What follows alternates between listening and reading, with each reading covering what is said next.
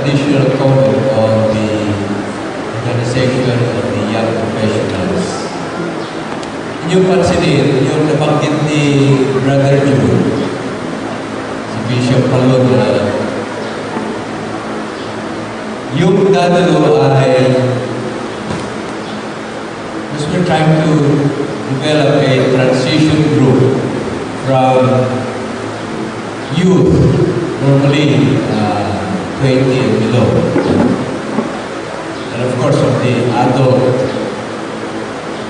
Meron yung young professionals yan, mga yappies. Pero kung inyong napansin, ang kanyang sinabi ay edad 21 hanggang 45. Sapagkat baka akala ng mga iba, dahil ang pangalan ay young professionals, baka sabihin, yun naman graduate sa college. Yung kasama. Hindi. Yung pagka-professional doon ay, professional ka kay Jesus. Hindi dahil ikaw ay merong titulo. No. Sa Panginoon, tayo ay mga lingkod ng Panginoon. Professional na lingkod ng Panginoon. So, walang man dito, walang discrimination. Because the Lord Himself didn't have any regard for any person. No? Pare-parehas na yung pinagsakripisyuhan niya ng kanyang buhay. No? So, everyone within those ages are very much welcome.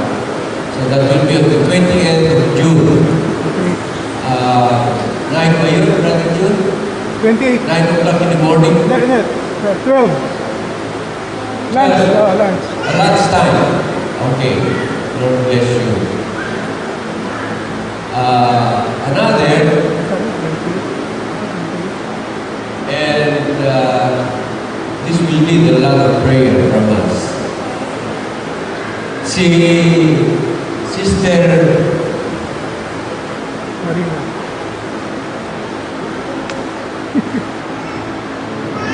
Sister Magloya Marina.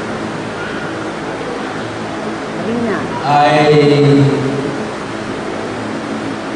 dalawa lamang sila ng kanyang anak na pinupursige yung All for Jesus faith doon sa kanilang tinatawag church.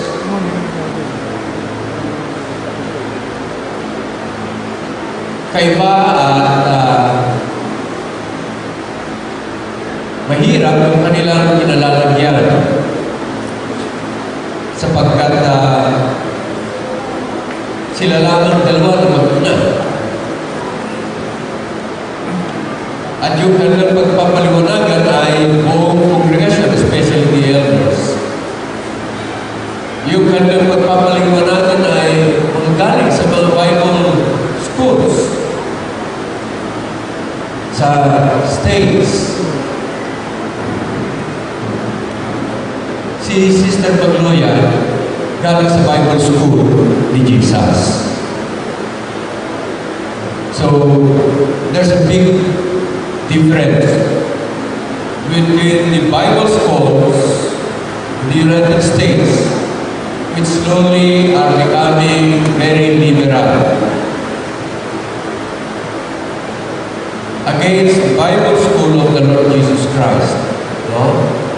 Dahil itong buong Bible na ito, this is Christocentric, Christo-normative, or Christo-regulated, and Christological. No? Christocentric dahil nakapokus ang banal na kasulatan sa ating Panginoon Kristo.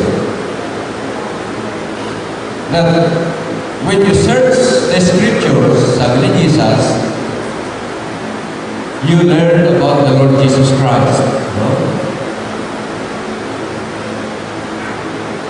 It's Christo-normative or Christo-regulated dahil tayo ay mabubuhay ayon sa panuntunan, ayon sa aral ng ating Panginoon sa Kristo, and every step that we take is a step, it's a walk of faith in the Lord Jesus Christ. Christological, lahat ng pangangatwiran ay mula sa wisdom ng ating Panginoon sa Kristo. So, they're putting up a good fight of faith by laying hold of the Lord Jesus Christ Himself. So, mahalaga na let's lift them now in prayer. Sa ngayon, madaling araw sa States, no? Mamayang gabi, or after the worship service, maaaring alas 12, maaaring madaling araw sa atin, pero sa kanila ay lunchtime, hindi ko nakabisado kung saan sila sa States, no? But roughly, that should be about midnight to mid-afternoon. So, let's lift them up in prayer, believing that the Lord Jesus Christ, He is the wisdom of God and the power of God. And with Him, nothing is impossible. Amen?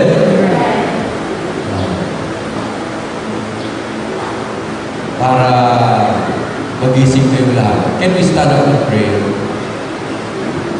Lahat ng may pangangailangan sa ating Panginoon sa Kristo, itaas ang kamay.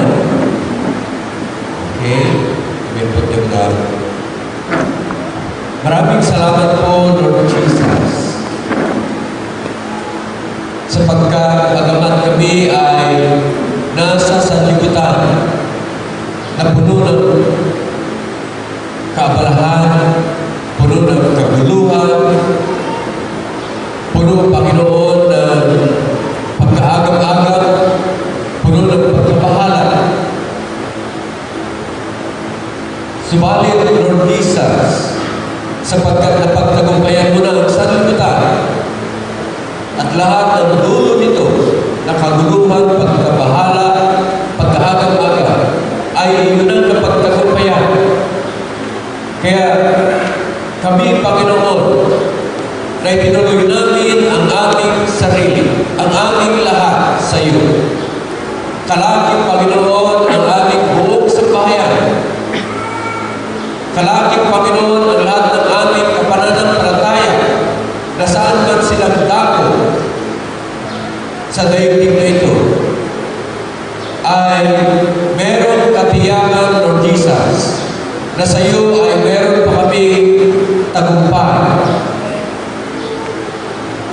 Sapagkat bago pa kami tumawag, ikaw ang nagwika, Panginoon, na meron ka nang nakalaan at tugunan para sa amin. And in fact, your word says, before you called, I have answered you. Sa mga tuwing meron na kami katugunan mo, Panginoon sa Kristo. At sinabi mo rin, Panginoon, na kung kami ay tumawag sa iyo, kami ay tutugunin mo at pagpapakitaan mo, hindi lang mga ordinaryong mga bagay, kundi mga maimalang mga bagay na hindi pa namin nabastahan, hindi pa namin naranasan, hindi pa namin natamasa. And so, Lord Jesus, we take this great and infinite privilege to come to you before your throne of grace, that we may find mercy at the time of need. And just as we always say, Lord Jesus, we are a very needy people. Because we can never be independent from you. Di kami maaaring humiwalay sa iyo, Panginoon sa Kristo. Hiwalay sa iyo ay wala po kaming magagawa. Yan ang dahilan bakit kami laging tumatawag, Lord Jesus. Sinabi mo rin na tumatawag sa iyong pangalan ay siyang maliligtas. Sapagkat walang pangalan na binigay sa silong ng langit na sukat namin ikaligtas kundi ang pangalan mo, Panginoong Kristo. Kaya pinapangasan namin, Panginoon. We come boldly at your throne of mercy. And we are confident that if we ask anything according to your will, you hear us. And if you hear us, we have received already the petition that we ask of you. Kaya ngayon, Panginoon, narito kami, mga anak mo, nananawagan sa iyong pangalan, na pinakamataas sa lahat ng mga pangalan, subalit binigay sa sino ng langit, na sukat namin kaligtas, upang mapagtagumpayan namin, Panginoon, ang lahat ng limitations ng sanlibutan na ito. And we can declare glory in your most powerful name, Lord Jesus. Na inaalala namin ang aming mahal na kapatid, si Sister Magloyan, at ang kanyang anak. Sila ay naharap, Panginoon, sa isang hapon na may pahayag, Panginoon, ang iyong buong katotohanan. Na bagamat ang sanlibutan ay nagsasabi na sila ay Christo-centric, Christ-centered church. But Lord, they are not being consistent with what they claim. Sapagkat sabog ang kanilang devotion, sabog ang kanilang prayer. But there's only one of the Trinity who has revealed himself to us, to be worshipped, to be praised, to be given all the glory and all the power and all the riches. Kaya ng Panginoon, ikaw ito, na kanila ipinapangarap. We ask the Lord to be with them. Ikaw ang kanilang Emmanuel, bigyan mo po sila ng karunungan, bigyan mo po sila ng kapangyarihan, bigyan mo po sila, Panginoon, ng kakayahan. Give them the opportunity, Lord Jesus, to be able to declare your name in their midst. And as you do, they do that, Lord Jesus, be with them. And be their victory over everything against your name. Ngayon din, Panginoon, sa bawat isa sa amin ngayon dito, na nagpahayag ng pangangailangan ng iyong mahimalang pagkilos sa buhay, sa bahayag at kabuhayan ng bawat isa sa amin. Abutin mo po kami, Panginoon, doon sa ating pangangailangan ng iyong mahimalang pagkilos sa aming mga buhay, sa aming mga sambahayan, sa aming kabuhayan. And Lord, manifest your presence, your power, your glory in our midst. That whatever we have asked in your name, you answer us. That the Father will be glorified in the Son. And so, Lord, we confidently receive your answer to all our prayers, because we have asked this in your most precious name, in your most powerful name, in your most sweet name, Lord Jesus. And every one of us will say amen and amen and amen. The Lord bless you. You may now sit down. Maaaring Bible na gaya ng hawak ko, yung mga iba nasa cellphone, yung mga iba nasa iPad,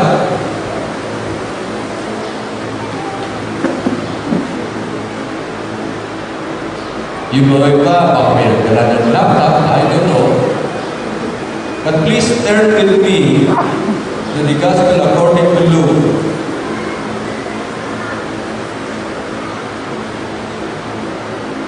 Chapter 10. And I'll read from verse 38 to the end of the chapter. Now it came to pass, as they went, that he entered into a certain village, and a certain woman named Martha received him in her house. So this must be Bethany, yung lungsod nila Martha, si Maria, si Lazarus, tatlong magkakapatid. And a certain woman named Martha received him into her house. And she had a sister called Mary, which also sat at Jesus' feet and heard his word. Noong mga panahon na ito, yung mga nangangaral at yung kanyang mga talaga disciples, 12, no? Yung mga estudyante, uupo sa kanan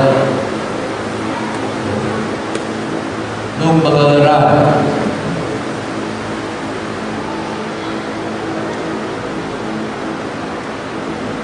If you remember, Paul also was raised at the feet of Gamaliel, yung isang kalubhasa ng mga ngaral na kautusan. He was raised at the feet of Gamaliel. Ibig sabihin, si Paul, si Pablo, nag-aral sa paanan ni Gamaliel.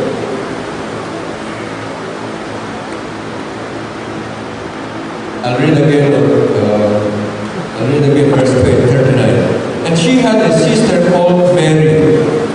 So, kapatid ito, si Martha at saka si Maria, which also sat at Jesus' feet and heard his word. But Martha was cumbered about much serving and came to him and said, Lord, dost thou not care that my sister hath left me in serve alone?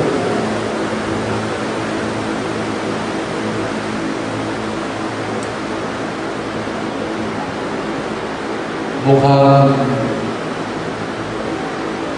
ang in-charge ng kitchen, ang in-charge ng lababo,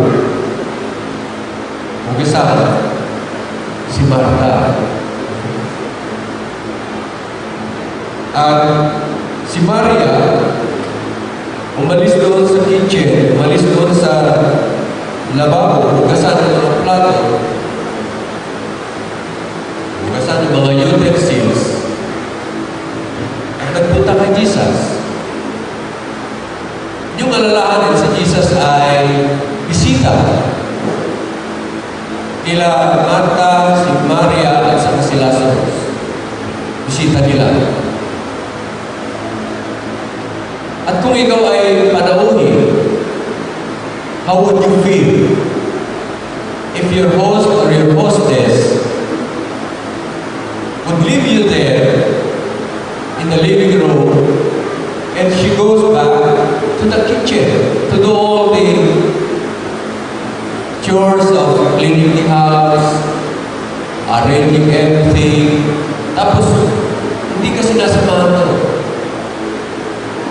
O kaya isipin nyo rin, kapag ikaw ay bisita at panauhin at yung may-ari ng bahay ay naroon. Not just to entertain you, but to learn from you, just like Mary before the Lord Jesus Christ. Sabi niya, Lord, dost thou not care that my sister has left led me to serve alone. Bid her, therefore, that she help me. And Jesus answered and said unto her, Martha, Martha. Ano pagka meron, meron kang gustong ituwin. Pero lovingly, sabi mo, Martha, Martha. Yung maunawain, mahabagin na pangungusap. Pagka may anak ka na mahal na mahal mo, gusto mo ituwin, anak, hindi ganyan. Hindi yung, anak, hindi ganyan. Ano? Lovingly, tinatawagan ng Panginoon si Martha. Gusto niya ituwin si Martha. Martha, Martha, thou art careful and troubled about many things. But one thing is needful. Verse 42. But one thing is needful. Abala ka, Martha. Ikaw ay di makaudaga. Ang dami mong ginagawa. Subalit, isa lamang ang kailangan. Only one thing is needful. And Mary hath chosen the good part. At si Maria, pinili na niya yung higit na mabuting parte o gawain, which should not be taken away from her.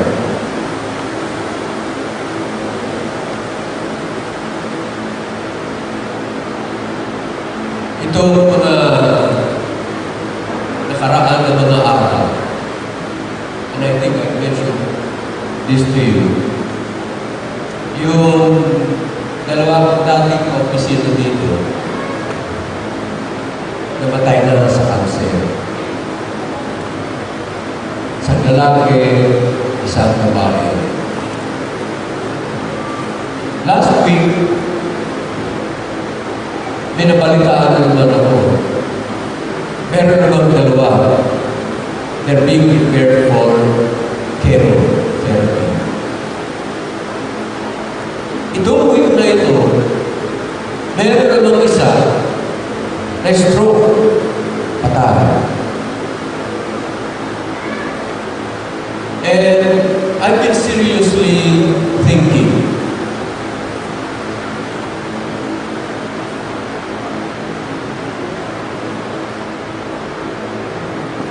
total tayo na lahat ay, we're all going. We're all going. In fact, we die a little every day.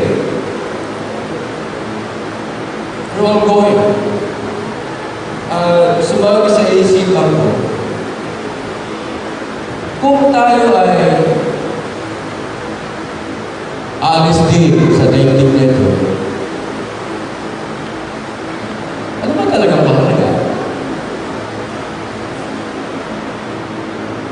Kung iwan natin lahat,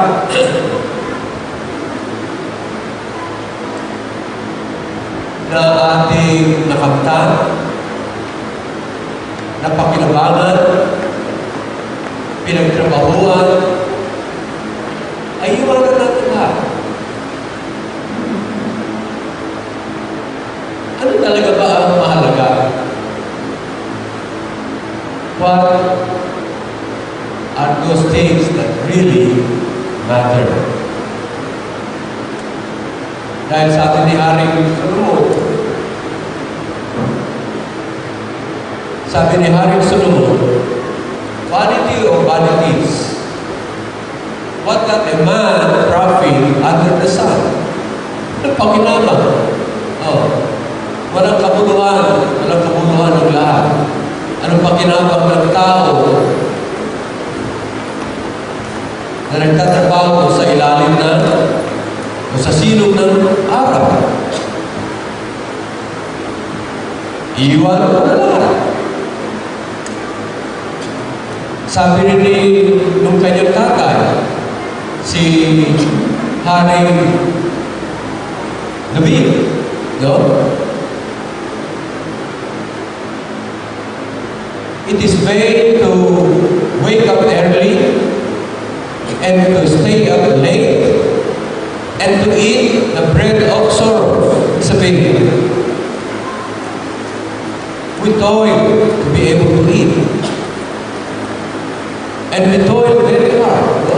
Dahil sabi ng Panginoon, sa pawis ng iyong noo, kakain.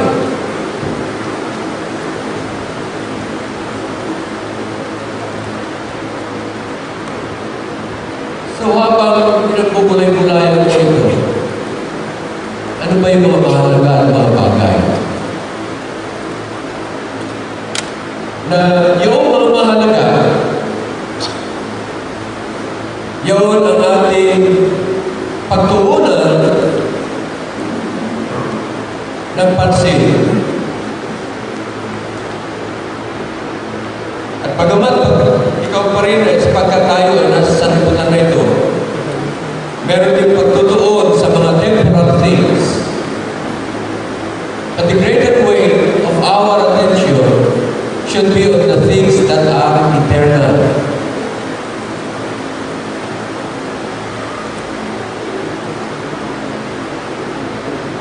Pag tayo umarap sa ating Panginoon sa Kristo, when the time comes that we have to go before the Lord Jesus Christ, the righteous judge, we won't be able to bring anything that we have. The only thing that we shall be able to bring is what we are. Sino tayo? Yung mga trophies natin, yung mga diploma natin, yung mga citation natin, yung mga plaque natin, yung mga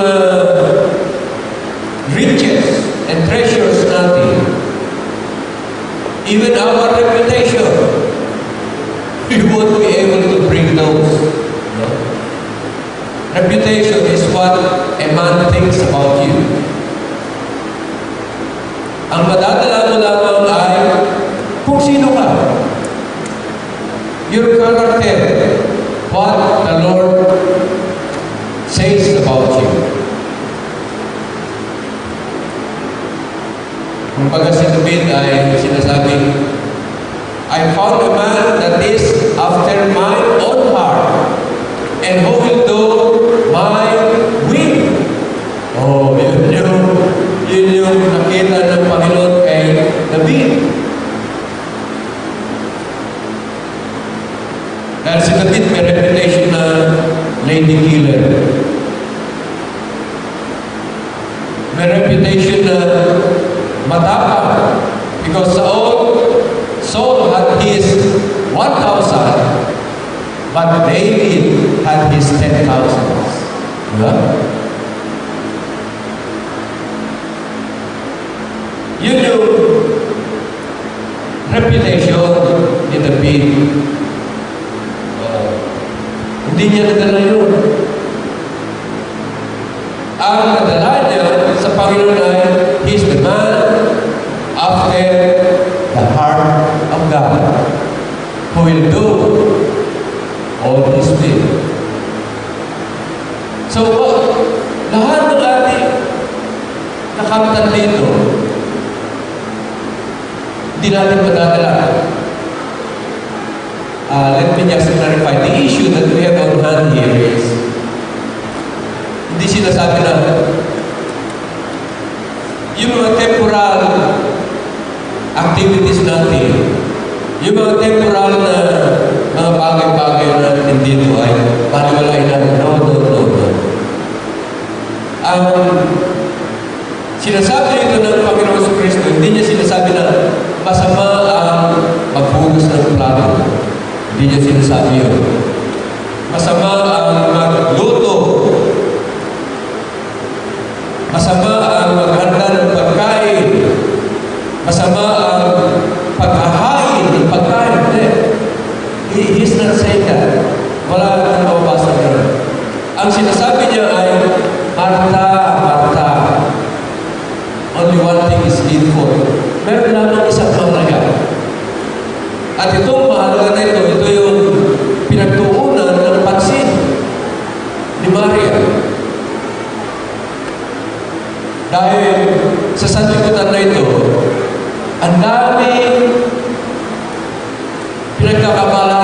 tao.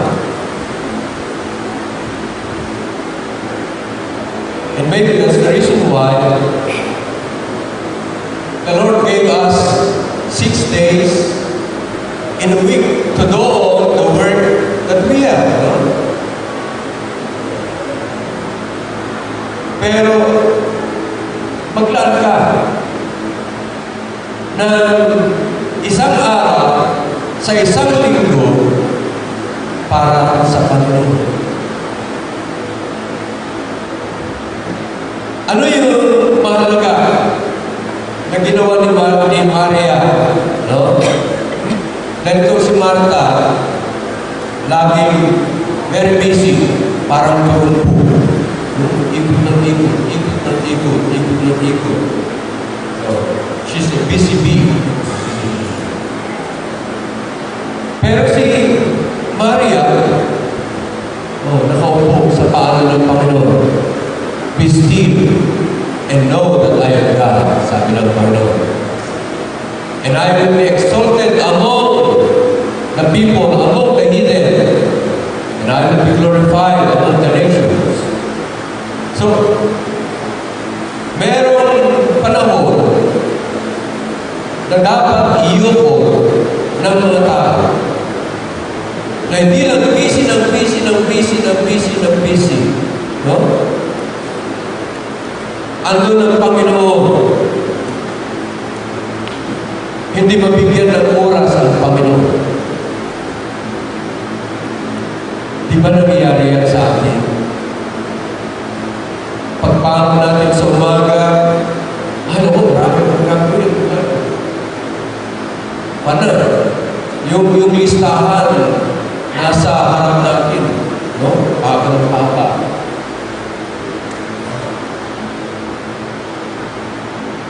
Yung ating devotional na wala na, taken up, no? By the church that we have listed down. Wala na. Napabayaan na.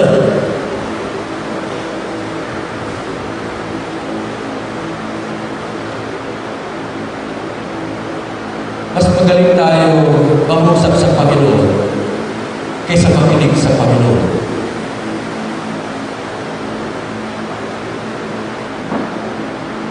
Pagka devotional, kunti lang ang pakikinig natin sa Panginoon. Pero pag tayo humihingi, ako haba. Tulungan mo ko, sister, tulungan mo, brother, love. Pero pag Panginoon lang umusap, teka. Ako'y busy. I'll come back to you as soon as I can. Pero sa kabisi mo, hindi ka na makabalik sa Panginoon. At habang ikaw busy, lalo nagiging complicated ang iyong mga trabaho. No? Dahil wala ka na yung power ng Panginoon. Wala na sa iyong pagkakaayos ng Panginoon ng iyong buhay. You're trying to arrange your life for yourself.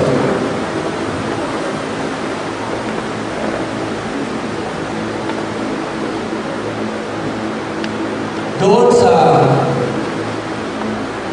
let me check.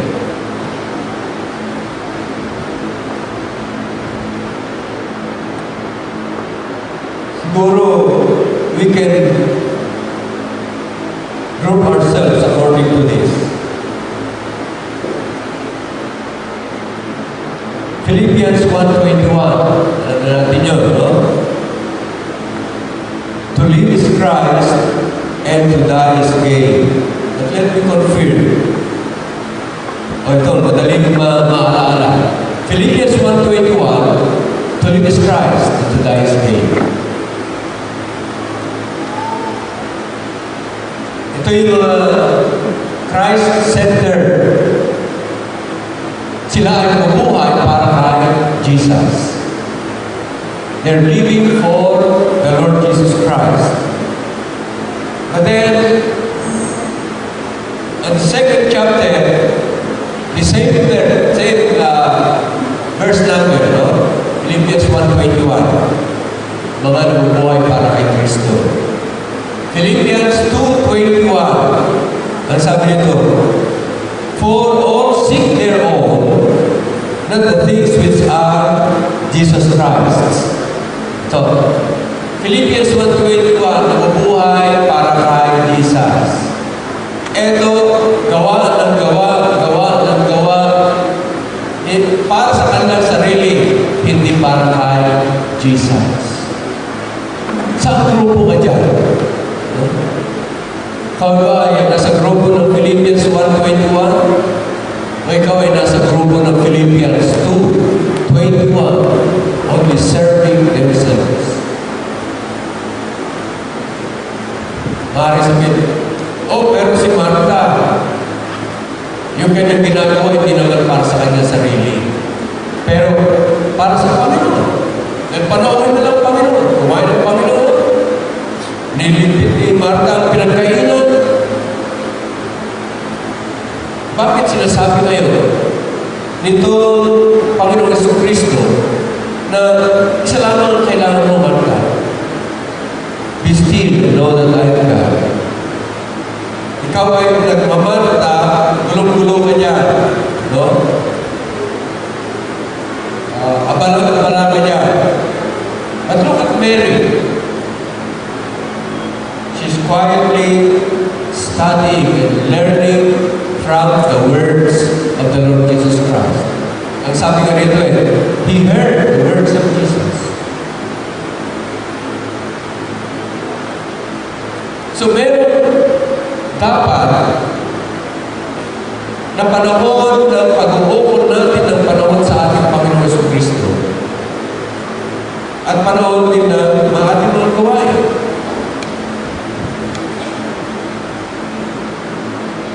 Six days shalt thou do all thy work. But the seventh day is the Sabbath of the Lord your God. In it thou shalt not do any work, you or your son, or your daughter, or the sojourner that is within your gates.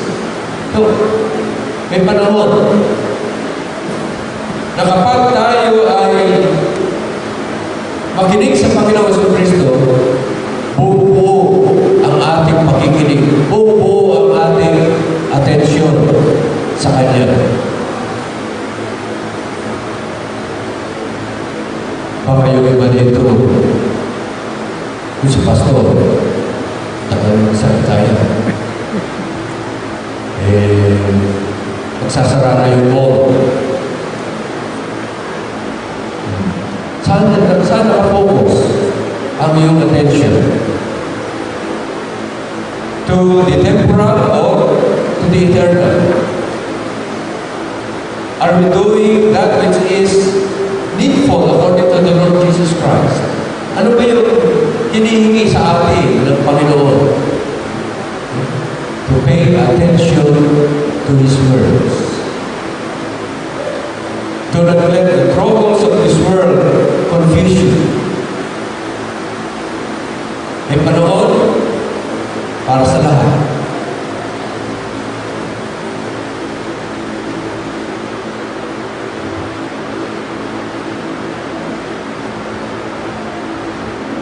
At habang nagbubulay-bulay ako, kahapon,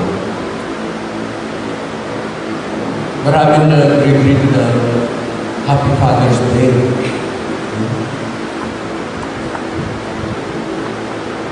And so,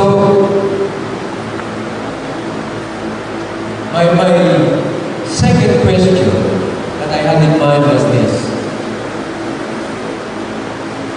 Total, tayo lahat aalis by death or by rapture. If we had to leave this world, what are we going to leave behind? Ano yung iiwanan natin sa ating mga anak, sa mga anak ng ating mga anak? Ano ba, what would be the thing that really matters, that's worth living for our children and our children's children. Ano ba talaga yung mahalaga na iwanan natin? Excuse me.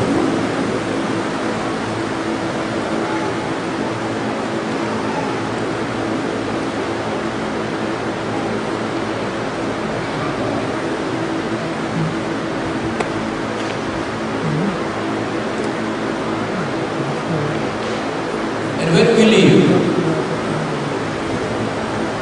what would they think of us?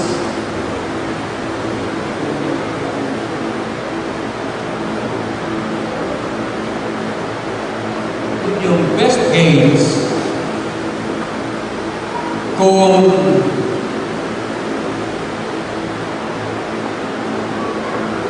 anong pagkakilala sa iyo ng iyong mga yung pamilya, yung mga people around you, people with whom you have influenced, anong pagkakilala sa iyo? Anong iiwanan mo sa kanila? What kind of legacy are you going to leave? Will it be a legacy that matters? Dahil sometimes it's so funny to see some people doing so many silly things just to make an impact, no? Just to make significance in their lives. Sabi ni Moses,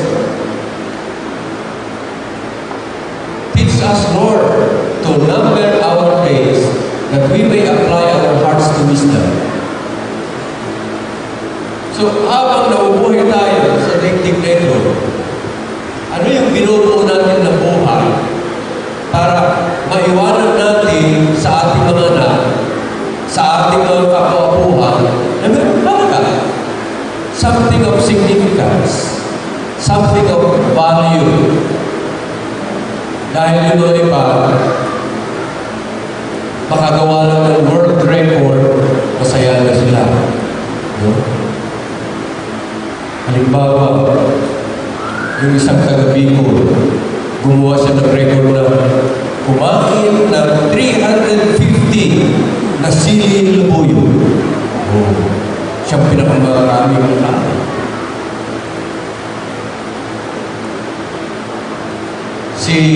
Yung national artist natin, si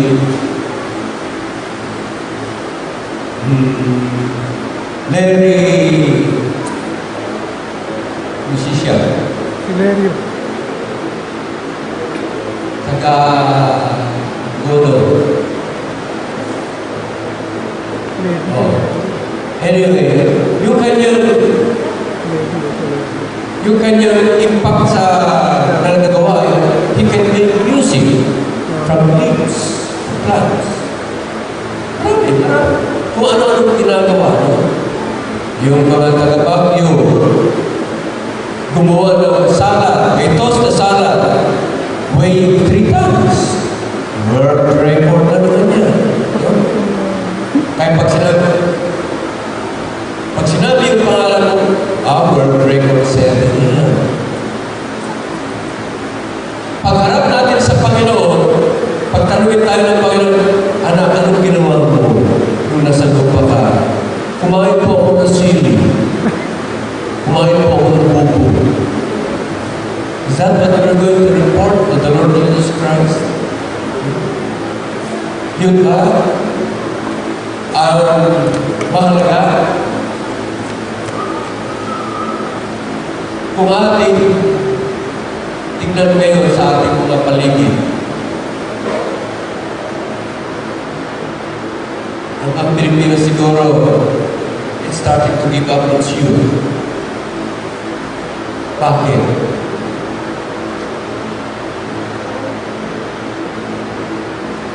Sino yung mga iniidolo na mga kabataan ngayon? Mga actors, mga actress, the rich and the famous.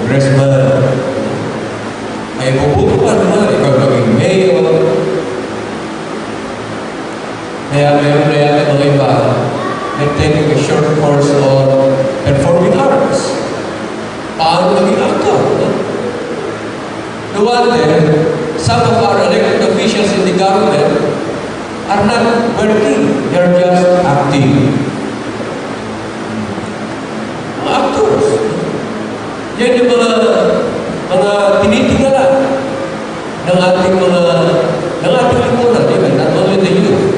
Ang tinitingala ay mga mayayaman. Ang tinitingala ay mga nasa matataas na pwesto ng ating pamahalaan. Unfortunately, ito yung mga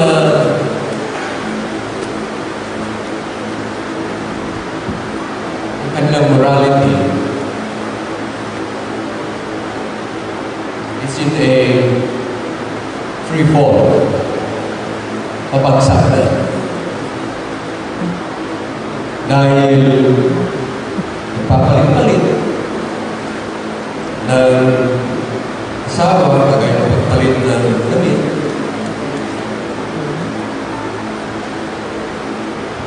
Yung mga iba,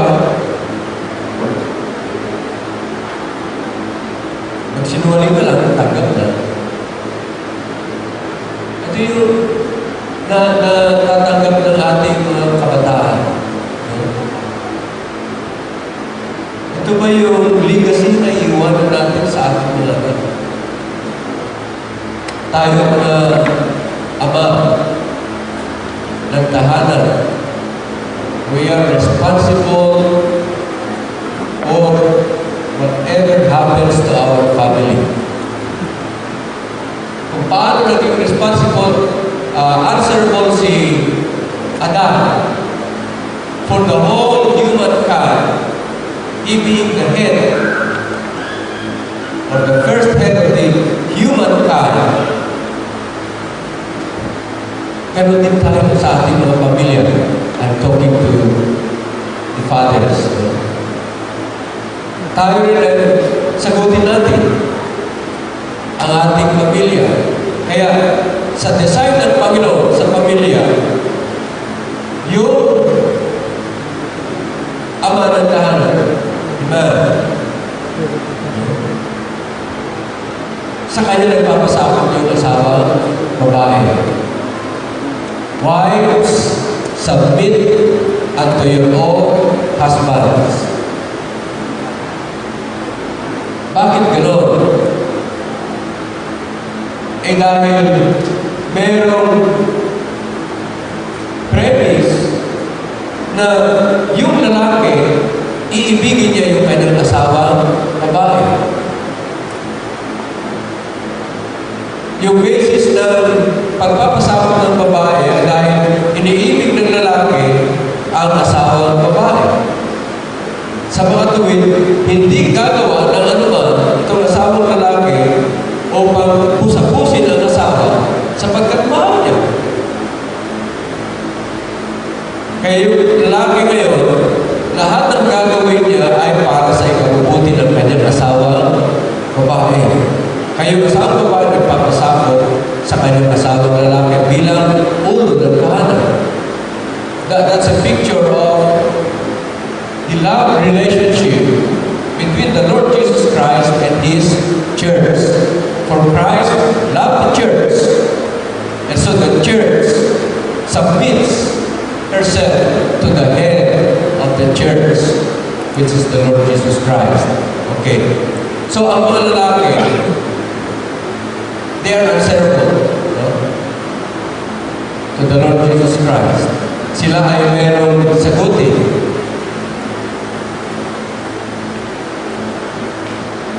Ito ang ating bansa ngayon na unti-unti nahulog na sa pagkasira. Yung sabi ng Lord, righteousness exalts the nation, but sin is a reproach to any people. So, kapag yung righteousness ng Panginoon maalis na sa ating bansa, pabagsak ang ating bansa.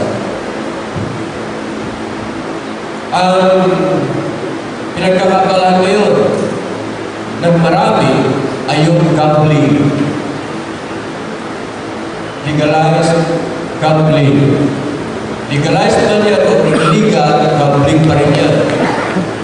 Yan ay pagsasamantala. No? Yan ay pag-iimport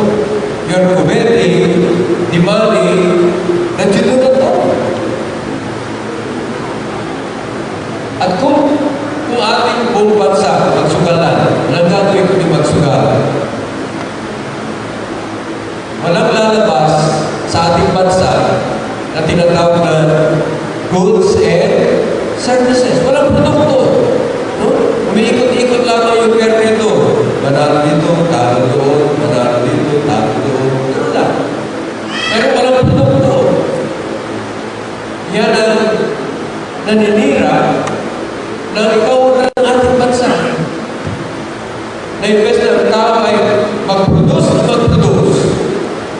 wala na ginawa. Bet ng bet, no? Pusta ng pusta. So, ano yung mga mahalagang bagay na dapat natin gawin bilang tayo ay ama ng tahanan at mga magulang ng tahanan? Dahil tayo ay mga halimbawa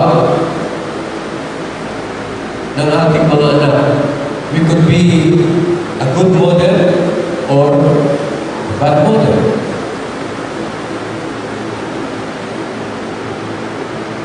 Kung ang iyong sinasarawan ngayon sa iyong buhay ay puro sa sanlibutan, ifinofocus mo ang lahat ng gawain mo sa temporal things, yung ating mga anak, yan din ang gagawin. Subalit kung ang ating mga anak ay ipinapafocus natin ang kanilang mga pananaw sa Panginoon, yan ang sinasabi ng Panginoon, righteousness exalts a nation. And we can know our destiny by looking at the models of our youth in our times. Kung ang kanilang model ay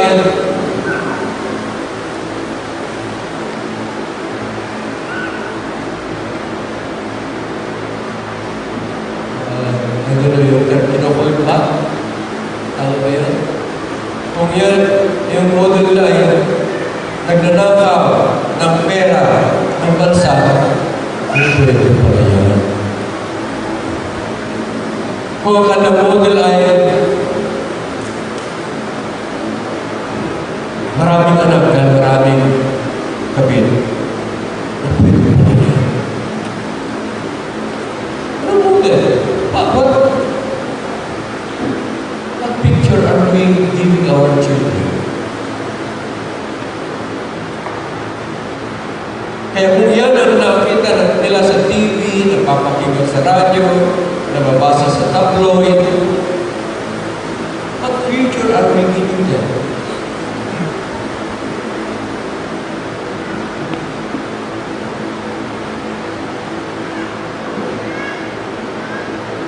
The child will know himself or herself from the picture that he or she sees in his or her family or in his or her environment.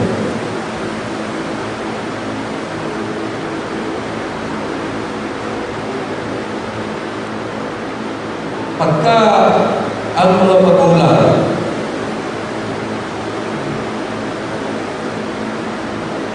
hindi nila dinidisiplina yung kanilang mga anak,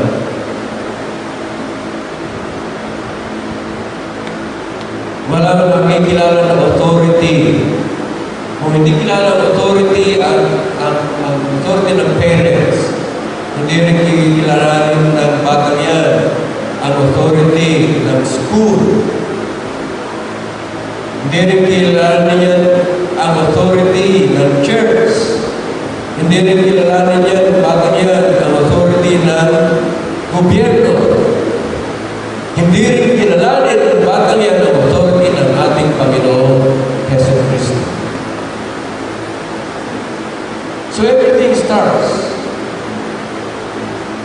from the small family. Kaya, ano yung legacy na iniwanan natin? Iniwanan pa natin yung mga mahalagang bagay sa ating mga anak. Tayo ba ay nagmamarka o tayo ay nagmamariya?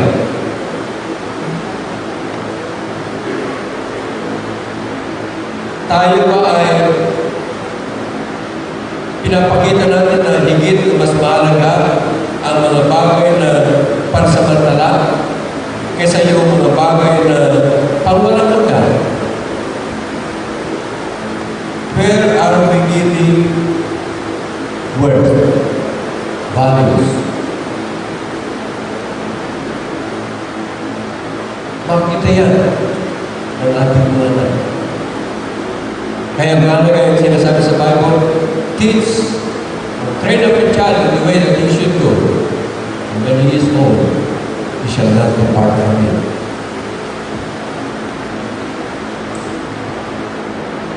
And so I leave this as something to think about for the parents and specifically for the fathers. Malaki ang ating tungkulin bilang mga magulang ng tahanan, bilang magulang ng iglesia, bilang magulang ng lipunan, bilang alagad ng ating Panginoon Jesucristo. But if the soul has lost its savor, but if the light has lost its radiance, paano ba tayo maging halimbawa? Paano ba tayo maging salt and light? Salt of the earth. Kung tayo mismo ay nangangailangan ng liwanag ng Panginoon. At yung gawain natin ay bilang mga ama ng magulang ay mayroong halimbawa sapagkat the only one who was able to live a Christian life was the Lord Jesus Christ. Siya yung ating may sinasabi na, looking unto Jesus, the author and finisher of our faith. But then, meron ginagamit ng Panginoon ng mga salt and light of the earth. For example, si Paul, ang sabi niya, be ye followers of me, pero as I am of Christ. Noong una, maraming may bumper stickers na, don't follow me, I'm lost. Hindi nakalagay na gano'n eh. Minsan, namasyal ako doon sa Philippine Christian Bookstore, may nakita ako maganda. Follow me, I'm not lost. We're not lost because we are following the Lord Jesus Christ. Yung sabi naman ng Panginoon sa Kristo, if anyone shall come after me, he must deny himself, take up his cross, and follow me. So, merong self-denial. Merong pag-ayaw sa natural na ating gawin. Yung natural na ating gawin ng makasalanan. Doon sa Romans chapter 7, merong hilaan doon. No? Merong gawa sa laman at yung gawa sa Espiritu. Nag-aagaw. No? Kaya ang sabi ni Paul doon sa dulo ng chapter 7,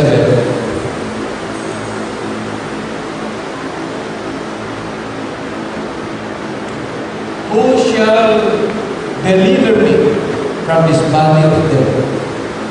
Dahil alam ni Paul kung anong mabuti, pero kanya nagagawa ay yung laban sa Panginoon.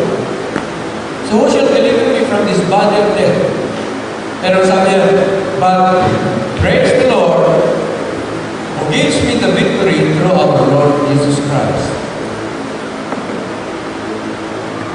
Therefore, sa chapter 8, therefore is anyone is in Christ, therefore there is now no condemnation to them who are in Christ Jesus, who not after the flesh, but after the Spirit. Yun yung pag-deny ng tawag ng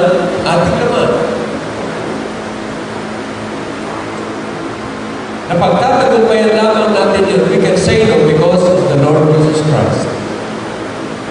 We can deny the call of sin because of the Lord Jesus Christ.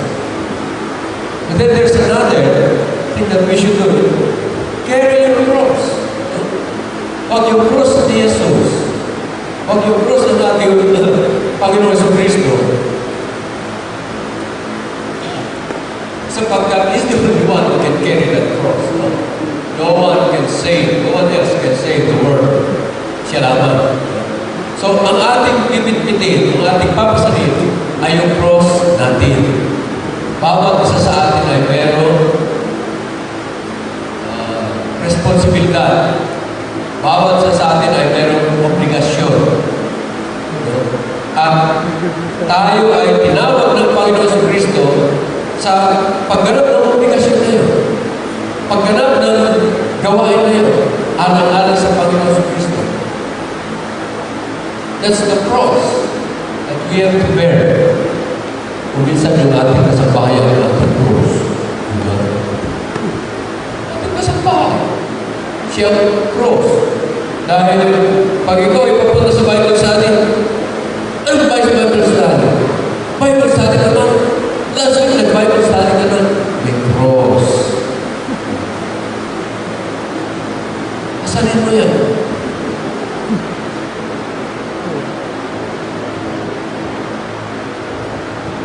Take up his cross and follow me.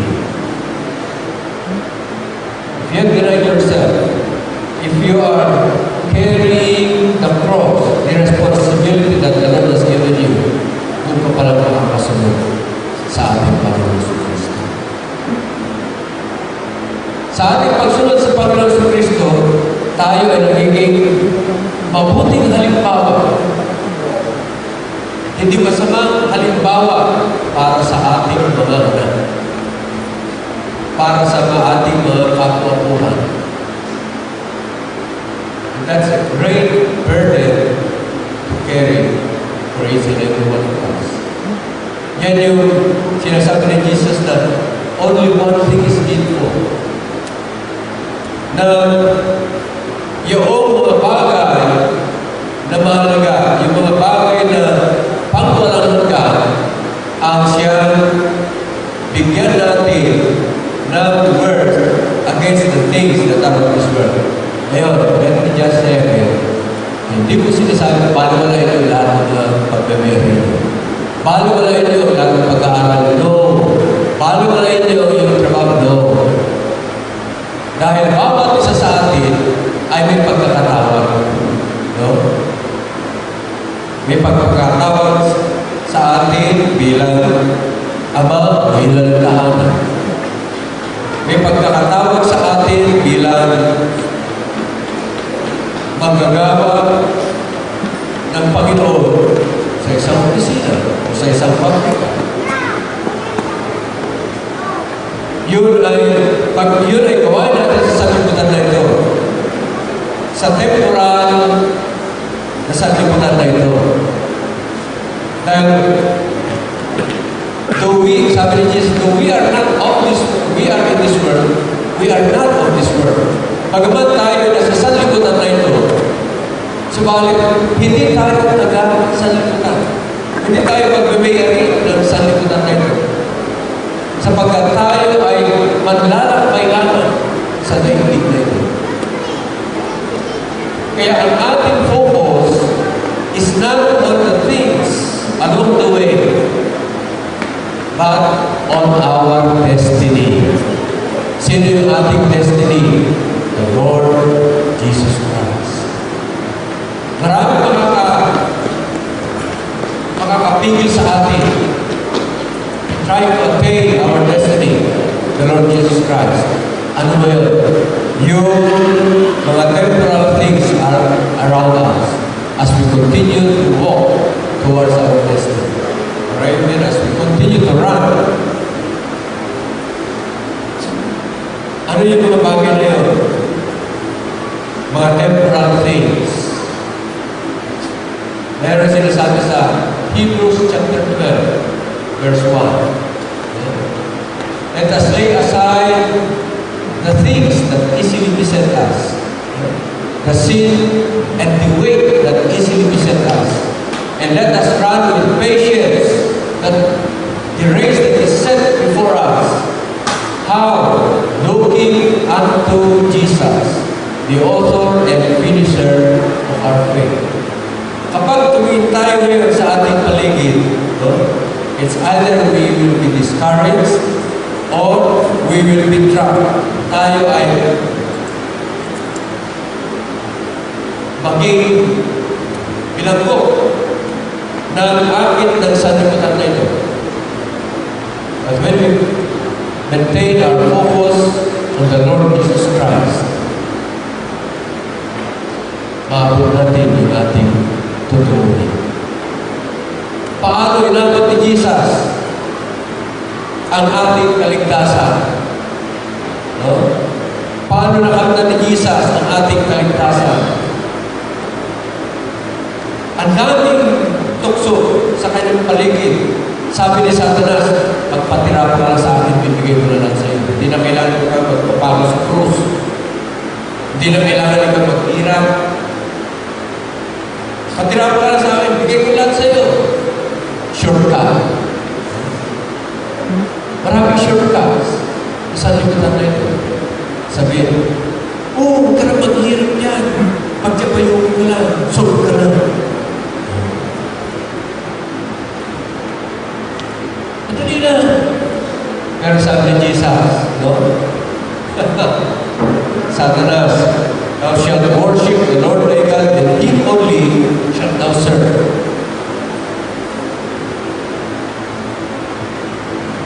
Paano nilabanan ni Jesus Satanas?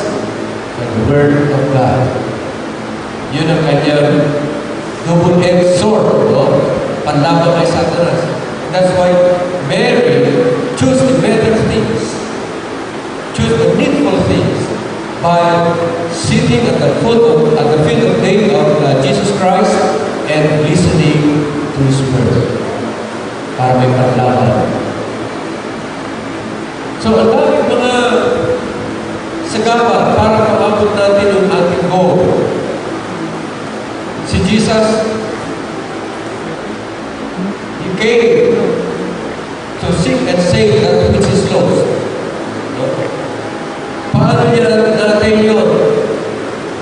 He endured the cross. He despised the shame. Oh, dada tayo ng mga hirap. So, kaya, at if we fix our eyes on Jesus, we'll be able to attain our destiny, our eternal destiny. Hindi yung temporal destiny. No?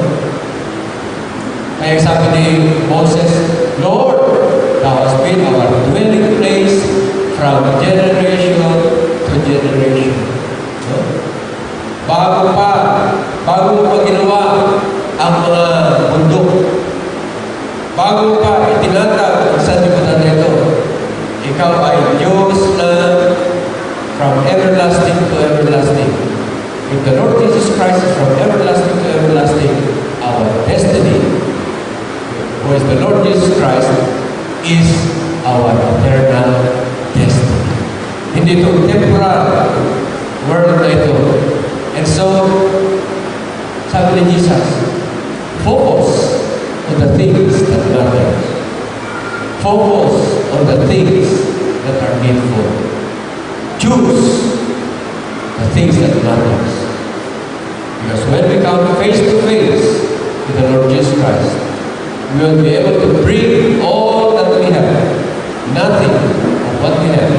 We can only bring what we are. And until you have been transformed by the Lord Jesus Christ to a newborn person, you will not be able to stand before the Lord Jesus Christ. Kailangan kung yung ating pagkatao ay mabago, hindi sa ating sariling kakayahan, kundi sa kakayahan ng ating Panginoon Kristo. Unless a man is born again, he can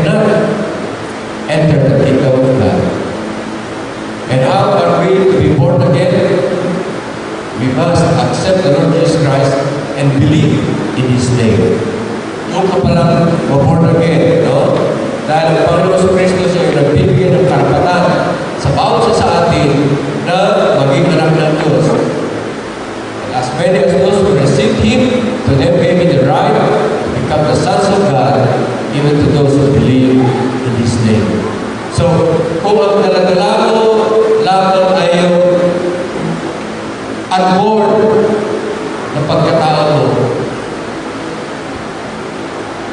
ikaw ay dadalhin sa kagad-agadan ng buhay ng sufre. Pero kung ang daladala mo ay dahil ikaw ay na-born again,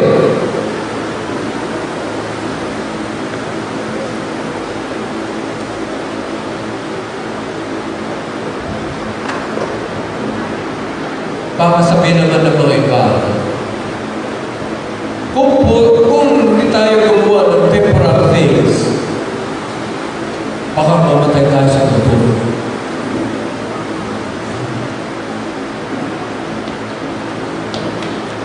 Hindi. Ang sagot niya din hindi. Bakit? Matthew 4:4. Ang tao hindi mabuhay sa tinapay lamang kundi sa bawat salita na nagmumula sa bibig ng Diyos.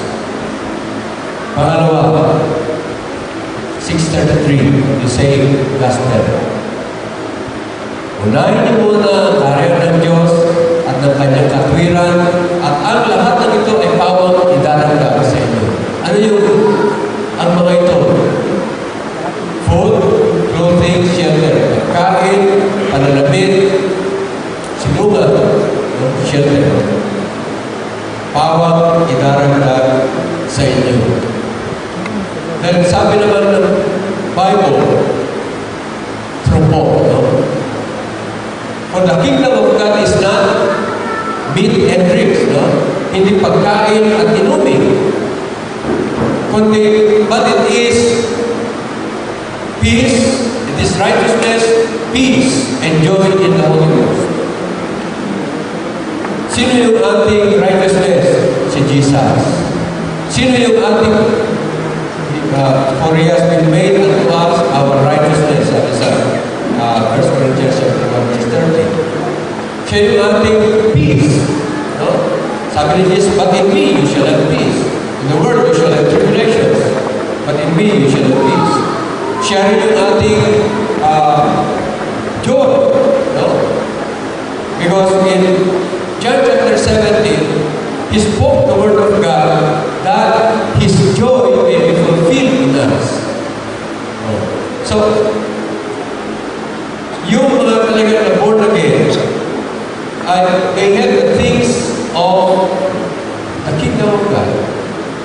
Paano biral sa atin ang kingdom of God kung bihira yung hari ng kingdom of God? And who is the king in the kingdom of God? Thy throne, O God, is forever and ever. Yung eternal kingdom ng Diyos, ang nag-ahari doon ay yung anak. Hebrews chapter 1 verse 8. And to the Son, the Father saith, Thy throne, O God, is forever and ever. And the scepter of thy kingdom is a scepter of righteousness. And the emblem of thy kingdom is an emblem of righteousness. So, yung kingdom of God, mapasok lamang ng mga gumawa kay Jesus na siya yung righteousness. No? Siya yung ating peace, siya yung ating joy. And how do we do that? We sit at the feet of Jesus, listening to His words.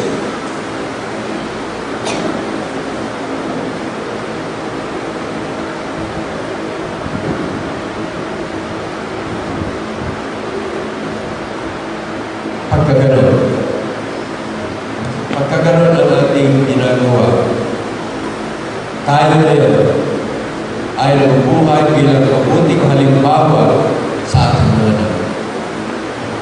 We are performing our duties as the head of our families, community, or our workplace, or even of the church.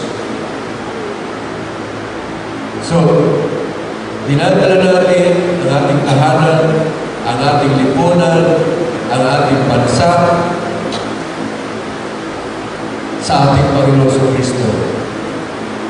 And let it be our prayer that our nation, being not a goat nation, but rather a sheep nation, sa Matthew chapter 25. Na lahat ng mga goat nation, sila ay nalulunod kay Jesus.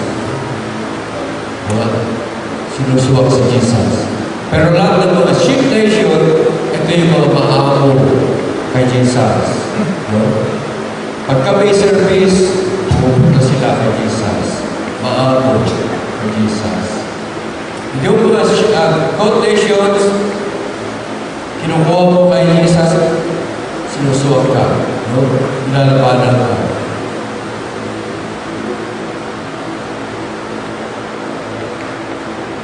Hindi ako nakapag-alaga ng love. Pero nakapag-alaga ako ng kambing. Ewan ko. Pero yung kambing, bago madala doon sa pasture, kinakailangan maghilaan na ng kambing. So, let's pray that our nation will be a sheep nation. Really big to the Lord. Maamo kay Jesus. Pag tumawag kay si Jesus, lumalapit.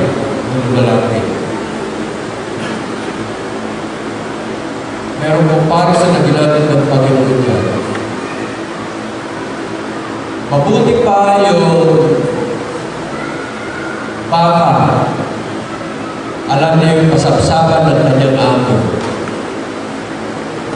Pero Israel, hindi ako kilala. Mailang sa Panginoon. So kung tayo ay patuloy na ang ating pinupunta, ang ating pinagtutuloyan ng ating lahat, hindi lamang ginagawa natin yung the weighty things in life, the things that really matter. Kundi tayo ay nagiging halimbawa ng mga ating mga anak para madala natin sila sa pagganap kung ano ang mahalaga sa ating Panginoon Yesu Cristo. That's the only way to fulfill the bidding of the Lord. Not to do or not to concentrate on the things that are temporal, but rather on the things that are eternal. Eventually, all of us will be with Him in His kingdom forever and ever, because we have committed our all to the Lord Jesus Christ. Are we going to do that? Amen. 60%. I'm doing much better than the world. Are we going to commit our all to the Lord Jesus Christ? Amen. God bless you, not only you, but even your children and your children's children. Tayo na lang tumayo, tayo magwakas sa isang panalangin bago natin sinanap ang banal na sama-sama. Aming Panginoon Jesus, maniwala po sa amin kung saan namin gugulin ang aming buhay habang kami ay narito sa lupang ito. Gugulin namin, Panginoon, ang aming buhay sa pakikinig sa iyong paalam. I-focus namin, Panginoon, ang aming atensyon sa iyo. That we may know, Lord Jesus, that as we sit quietly at your feet, we know that you are God. Because you are our God, Lord Jesus. We believe that you are the God who gives us life, breath, and all things. Because we have sought the kingdom of God first and His righteousness, so that all the things that we need shall be added unto us. We thank you, Lord, that you have bid us to do what is eternal, to do the things or to give value to the things that are eternal. And we focus ourselves, our lives, our vision, our eyes upon you. That we may not lose track as we continue to travel in this temporal world. Because we are just travelers. Kami po ay manlalakbay lamang at ikaw po ang aming destination. Habang kami lumalakad patungo sa iyo, Panginoon, pangyarihin mo po na kami po ay magiging halimbawa mo na marami pang sumunod sa atin patungo sa iyo. Sapagkat, Panginoon, nakita nila ang pakinabang ng walang hanggan laban sa may hanggan.